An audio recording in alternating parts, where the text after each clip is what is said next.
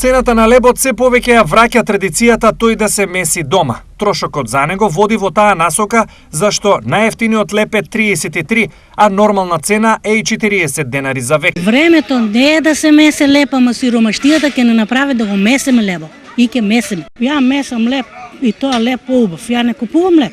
Тоа е на дрва зимуска, може појќе исплатива. Јас сум од постарата генерација, знам јас како е.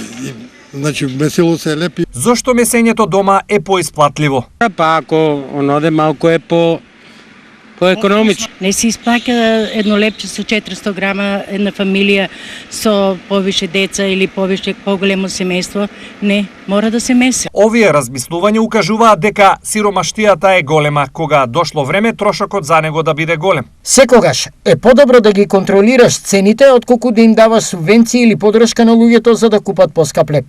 Бидејќи со контрола на цената се спречува инфлацијата да ескалира. Вели Бранимир Јовановиќ. Лебот во потрошувачката кошничка во Македонија зазема доста голем простор и со зголемување на цената се предизвикува серија од поскапувања што на крај води кон инфлација.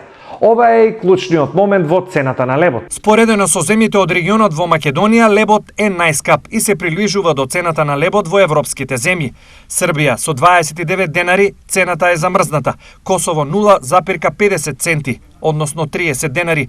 Грција 0,83 центи или 51 денар. Германија 1,23 евра, односно 75 денари. Франција 1,53 евра, односно 94 денари.